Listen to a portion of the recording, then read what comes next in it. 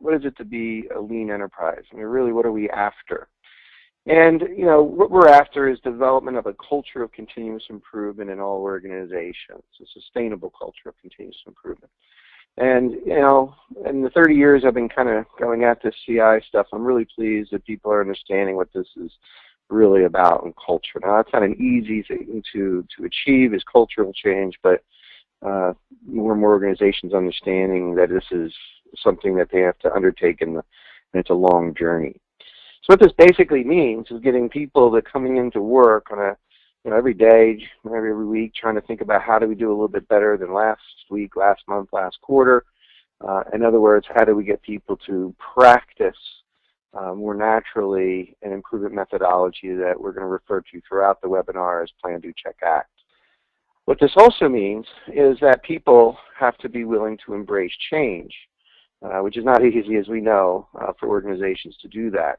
The whole concept of change generates a lot of anxiety in people. There's this fear of the unknown. And what we need to do is replace this fear of the unknown with the confidence in the methodology that we're going to be reviewing today. I always like to refer to Dr. Deming and one of his 14 points for management, which drive out fear so that everyone can work effectively for the organization. So getting people to practice CI means they have to embrace change. And Kata can actually provide a forum for that. Now, when we talk about lean and see how people and organizations have been going about doing this, we see two major approaches.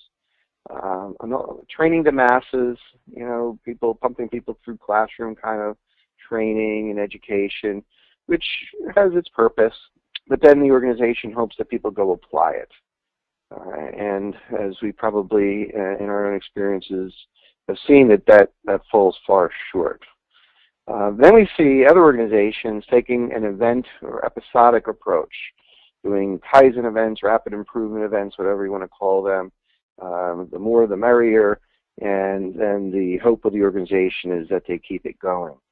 And what we'll talk about shortly is that both these approaches kind of fall short of what we're trying to do in terms of creating that culture of continuous improvement. Because both of those approaches are episodic or event-based. They occur periodically.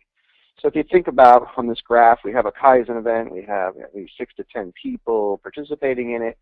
Then we're going to do another Kaizen event, and we'll want to involve others, so it's a different 6 to 10 people, and so on. What ends up happening is those people get excited, they get some education in Kaizen and TDCA, but because they don't get a chance to practice, their knowledge and skills will quickly fade. And I use that term deliberately because there's studies that go back 100 years that talk about how people retain information and all. And if they don't use what they've learned, they'll lose about a good chunk of it, as much as 80% over or after a 2-3 week period of time.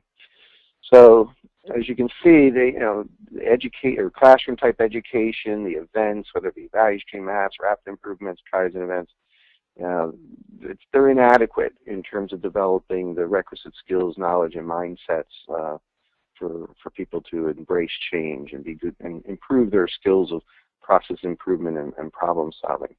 So we need something more. One of the things that really disappoints me when I talk with senior leadership is this lack of understanding of what it really takes. We've known, as I mentioned, for 100 years how people learn, how they develop skills, how they create habits. And there's different studies out there that give different numbers. But generally speaking, you need about 4 to 7 repetitions to begin skill development. Put that into short-term memory so you can start practicing. That's not habit. That's just skill development. For culture, where we're getting people to act more naturally, that requires habit. And that's 17 to 27 repetitions or 1 to 2 months, just to begin to create a habit. Again, these numbers from different studies dating back over 100 years are valid. And leaders in particular have to understand that this is what it takes. And we're not even talking about mastery. That requires thousands of hours of practice. We're just worrying about, for now, getting people's competency with problem solving and process improvement in the shorter term.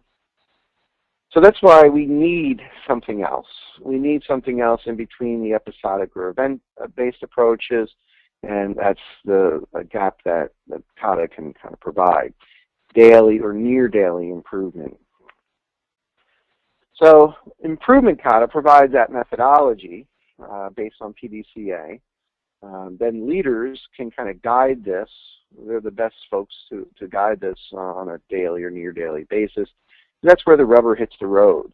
And I've often said to organizations that you can do the events and things like that, but ultimately all roads are going to lead to that leader, supervisor, manager, group leader, team leader, whatever title you want to give them, working with their natural work teams in the natural course of the business day. That's where ultimately all roads are going to lead to. So Kata provides the improvement methodology, and the coaching Kata provides the methodology to develop the skills and behaviors in others. So I like to kind of put it, Kata puts the continuous and continuous improvement.